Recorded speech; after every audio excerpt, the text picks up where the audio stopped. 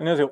만약 혈액형을 내가 직접 고를 수 있다면 B형과 O형을 동시에 선택하고 싶은 유튜버, 그만큼 BNO를 리스펙하는 유튜버 기즈모입니다. 자, 오늘은 뭐 예상하셨겠지만 BNO, 뱅앤올uf슨 제품 리뷰입니다. 뱅앤올uf슨이 100주년을 기념해서 내놓은 베어플레이 H100 리뷰입니다. 먼저 이제 리뷰 전에 여러분들의 마음을 편안하게 해드리기 위해서 가격부터 말씀드릴게요. 출시가가 219만 원입니다. 뭐 평범한 직장인이 한 100년 정도 여윳돈을 모아야 할 가격이죠. 굉장히 비싸죠. 자, 100주년 기념작이니까 100달러 정도, 우리나라 돈으로 한 100 얼마, 100만 원 정도 하지 않을까 기대했는데, 역시 이제 비에노가 100년을 버틴 노하우가 있어요. 기념은 기념이고 가격 앞에서는 냉정을 유지하는 거죠. 존경스럽습니다. 자, 물론 이렇게 비싼 헤드폰이 아예 없는 건 아닙니다. 유선 헤드폰은 뭐 200만 원 넘는 제품이 굉장히 많고요. 무선 중에도 T 플러스 A 솔티라는 헤드폰이 200만 원이 넘죠. 다만 이제 100만 원 이하의 마크레빈슨 5909, 그리고 포컬 베티스 여기 있는, 그리고 BMW PX8 등이 있는데, 음질만 본다면 뭐 서로 이렇게 장단점이 있어서 보편적인 관점에서는 100만 원 이하의 좀 럭셔리 프리미엄 헤드폰도 괜찮은 모델입니다. 음향기기에서 음질이 가장 중요한 가치라고 한다면 베어플레이 H100은 프리미엄 헤드폰하고 비교를 해도 값이 한 2배에서 3배 더 비싼 제품이라서 화가 날 수가 있죠. 실제로 하이엔드나 뭐 오디오 좋아하시는 분들 중에 하루에 20분 이상을 비에노를 욕하는데 쓰기도 합니다. 저도 사실 이게 가격이 비싸다는 데는 동일합니다. 뭐 리스펙은 리스펙이고 가격은 비싸죠. 자, 그럼에도 불구하고 왜 기즈모는 비에노를 좋아하냐? 그 이유는 있어요. 비에노는 이 오디오 기술과 디자인에 있어서 많은 기술 개발과 실험을 했고, 그 결과 현대 오디오에 큰 영향을 끼칩니다. 우리가 더 다양한 오디오를 더 편리하게 만나게 된 거죠. 예를 들어 무선 스트리밍, 그리고 멀티룸 재생, 그리고 D클래스 앰프, 액티브 스피커 등, 이걸 전부 비에노가 처음 시작한 건 아니지만 대부분 가장 먼저 상업적으로 도입을 하거나 굉장히 광범위하게 도입을 했고, 이 현대 오디오에 현재 유행하고 있는 대부분의 기술을 선구적으로 개발하거나 적극적으로 적용한 오디오 메이커입니다. 특히 이제 디자인적으로 굉장히 예술적인 디자인은 많은 오디오들에게, 오디오 회사들에게 영감을 줬죠. 비에노의 100주년, 저는 개인적으로 굉장히 축하드리고, 자, 오늘 소개하는 베어플레이 H100 역시 다른 혁신보다 영구적으로 쓸 수 있는 헤드폰을 만들기 위해서 모든 부분을 완전히 다시 재디자인을 했습니다. 기존 헤드폰 디자인의 노하우를 다 무시하고 완전히 새로 설계한 거죠. 그래서 대부분의 부품이 모듈화돼서 부품을 완전히 수리하거나 교체할 수가 있습니다. 개인이 할 수 있는 거는 극히 적지만 일반 수리하시는 분이 있다면 아주 쉽게 수리를 할 수 있도록 모듈화를 시켰어요. 그러니까 이 개념이 뭐냐면, 마치 이제 시계 중에서 롤렉스 같이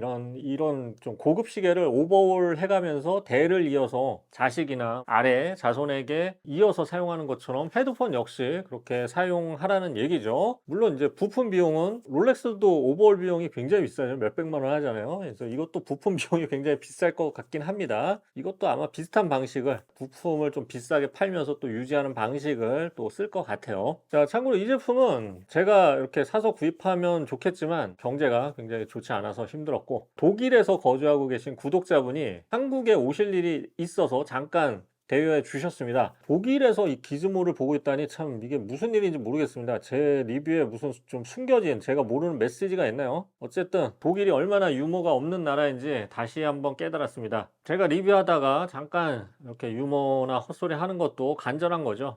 불쌍하네요. 독일 사람들이 소세지랑 맥주를 많이 먹어서 그래요. 무슨 상관인지 모르겠고, 어쨌든 감사합니다. 제품은 돌려드릴지 고민 중인데, 진정한 제 팬이라면 이 정도 조공은 해야 되는 거 아닌가요? 하지만 이게 절도 혐의로 체포될 수가 있어서 보내드리도록 하겠습니다. 자, 리뷰 시작하겠습니다. 구차하네요.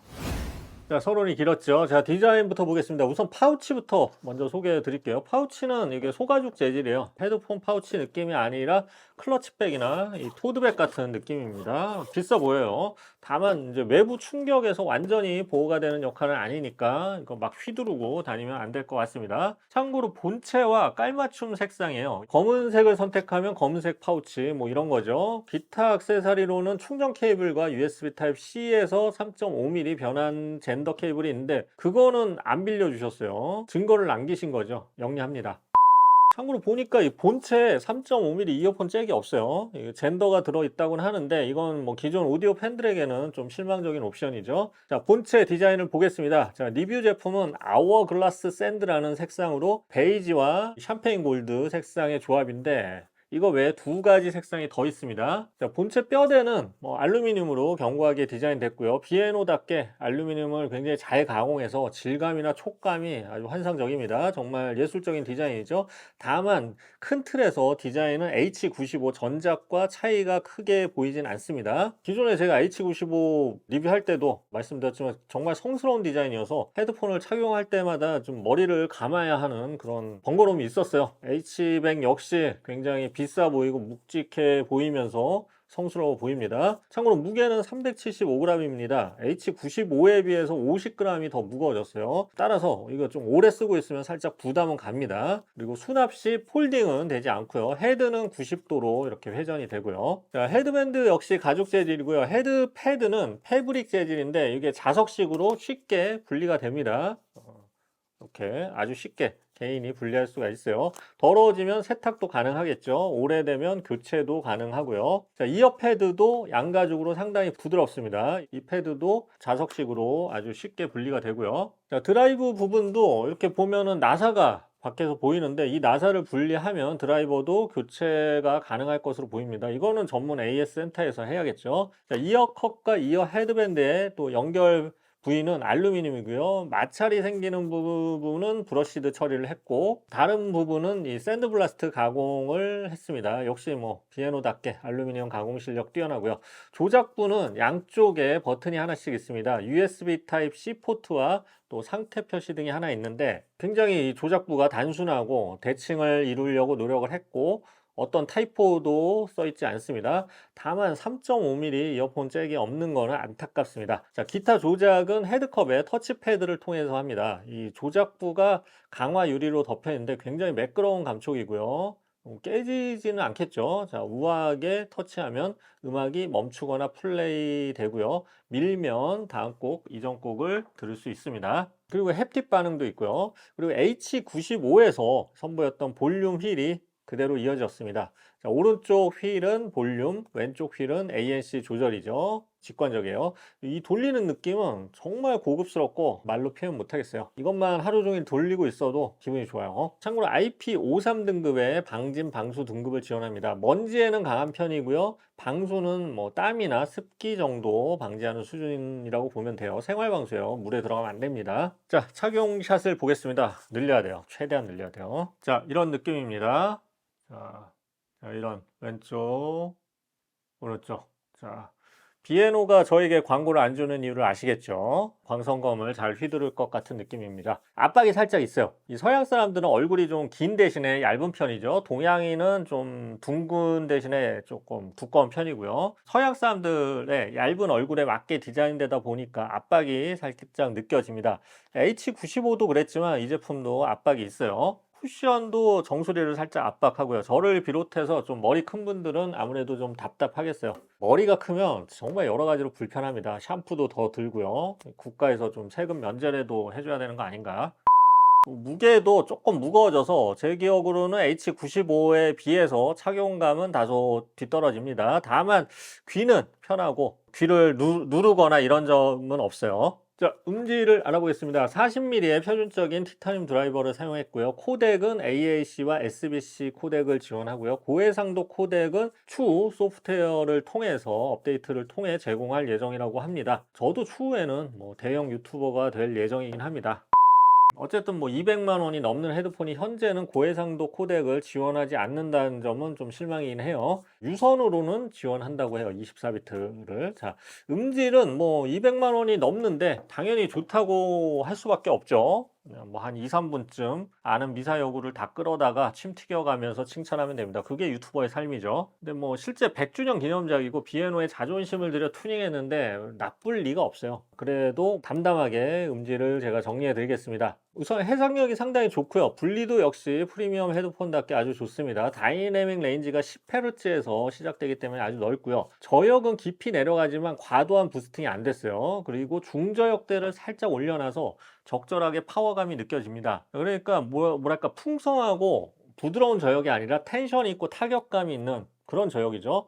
중역대는 상당히 사실적이고 충실한 사운드를 들려주고요. 중고역대가 또 다시 약간 맑고 텐션이 좋아서 여성 보컬이 아주 예쁘게 들립니다. 고역은 상대적으로 좀 평범해요. 자, 그래서 뭐 이걸 전체적으로 표현하자면 과장되거나 부정확한 대역, 부스팅이 막 심하게 됐다든지 이런 부분이 없고 맑고 텐션이 좋고 분리도가 좋은 그런 사운드를 들려줍니다. 흔히 이제 플랫한 사운드를 좋아하고 이런 플랫한 사운드가 고급 헤드폰의 기본 덕목이라고 생각하는 사람들이 있는데 이 경우에 소리가 좀 재미가 없고 힘이 없이 들릴 수가 있거든요. 그런데 H백은 이 중저역과 중고역 쪽을 살짝 강화하면서 플랫함을 좀 벗어나지 않는 선에서 조미료를 좀 가미해서 힘있고 개방감 있는 생생한 사운드처럼 느껴지도록 튜닝을 했어요. 다만 이제 전문가를 위한 옵션이 상당히 부족하고요. 이 부분은 H백이 공격받을 가능성이 높습니다. 우선 EQ가 정밀 조절이 대역별로 안 되고 그래픽 EQ예요. 손으로 대강 움직여서 지정해야 하죠.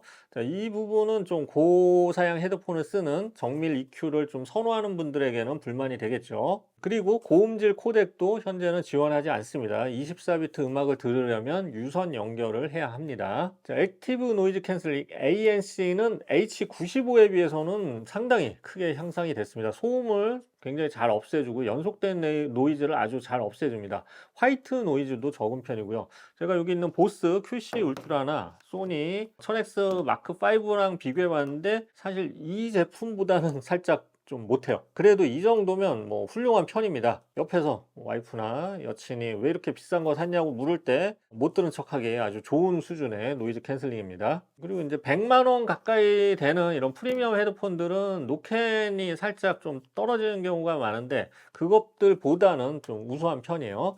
외부 소리 듣기 역시 아주 자연스럽습니다. 그리고 휠을 돌려서 외부 소리 이렇게 듣기를 조절할 수 있다는 점, 이건 정말 장점이죠. 비에노가 외부 소리 듣기가 아주 자연스러운 편인데 이번 제품 역시 상당히 자연스럽습니다. 통화음 역시 뭐 평균 이상인데 뭐 아주 뭐 엄청나게 뛰어나지 않지만 그래도 평균보다는 조금 나아요. 4개의 통화용 마이크를 썼고요. 근데 이제 머리 크기 때문인지 약간 부자연스럽게 목소리가 들릴 때도 있지만 전반적으로 끊김없이 깔끔한 통화음을 들려줍니다. 이번 제품이 좀 가장 내세우는 것 중에 하나가 돌비 애트모스와 헤드 트래킹 공간 음향인데요. 헤드 트래킹은 이제 음악이 가운데 있는 것처럼 고개를 들려도 계속 가운데 위치하고 있는 거죠. 그리고 최근 애플 뮤직이 이 돌비 애트모스를 제공하는 음원들을 다수 서비스하고 있는데 이걸 활용할 때 굉장히 좋은 헤드폰이에요. 영화 볼 때도 좋고 전반적으로 쓰임새가 많습니다.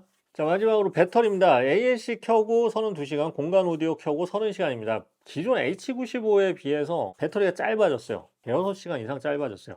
보통 신형이 나오면 배터리가 길어지는데 이렇게 짧아진 점은 정말 아쉬운 점입니다. 어깨 평균적 한 2년 전에 나온 제품들하고 좀 비슷한 수준이고요. 신형에 비하면 좀 짧은 편이에요. 참고로 5분 충전하면 5시간 재생 가능한 고속 충전 지원합니다. 자, 정리해 보겠습니다. 베오플레이 H100은 비에노가 100주년 기념으로 우리에게 축하를 받기 위해서 내놓은 가장 비싼 무선 헤드폰 중에 하나입니다. 명품 느낌이 물씬 풍기는 아름다운 디자인과 우아한 볼륨 휠 그리고 최고급 소재 등을 사용해서 이렇게 성스러운 걸 우리 비루한 머리에 써도 되나 하는 이런 좀 회의감을 들게 할 정도의 제품이고요. 음질, 뭐 ANC, 공간 음향 등 기능들이 평균 이상으로 잘 튜닝했고요. 자동으로 음악 멈추고 쓰면 바로 켜지고 이런 거 아주 민감하게 잘 작동을 합니다. 특히 이제 모듈식 디자인으로 뱅앤올슨만 망하지 않는다면 거의 반영구적으로 사용할 수 있도록 디자인한 점도 특징입니다. 자, 가장 아쉬운 점은 직장인이 용돈을 한 100년은 모아야 살 법한 그런 가격이죠. 그리고 착용감이 아무래도 좀 뻑뻑한 느낌이에요. 이게 문제겠습니까? 우리 머리 크기가 문제죠. 자, 오늘은 비에노 100주년 기념장 리뷰였습니다. 100주년이 돼서 뭐 비쌀 거는 예상을 했어요. 예상을 벗어나지 않았네요. 역시 소비자의 기대를 저버리지 않는 회사입니다. 마음에 들어요. 그러니까 100년을 버텼겠죠. 자, 뭐 실제 100주년은 사실 내년부터요. 그래서 내년에 더 많은 제품이 기다리고 있겠죠. 또 이걸 제가 사서 할지 뭐 여러분들이 빌려줘서 할 수 있을지는 모르겠는데 빌려주시는 분이 있으면 빌려서 하겠습니다. 이 제품 빌려주신 구독자분에게 다시 한번 감사드리고요. 굉장히 독일에서 부유하게 살고 계신데 이걸 뭐 선물로 그런 건 뭐 바라지 않겠습니다. 자, 많은 비앤오의 뱅앤올ufsen의 팬들이 기즈모 채널 보고 있다는 걸 뱅앤올ufsen 관계자들에게 좀 알려줘야 하는데 잘 모르나 봐요, 그분들이. 유튜브를 안 보나? 편지를 써야 되나? 이게 비둘기 다리에다 이렇게 묶어서 보내야 되나? 고민이네요. 자, 지금까지 기즈모였습니다. 감사합니다.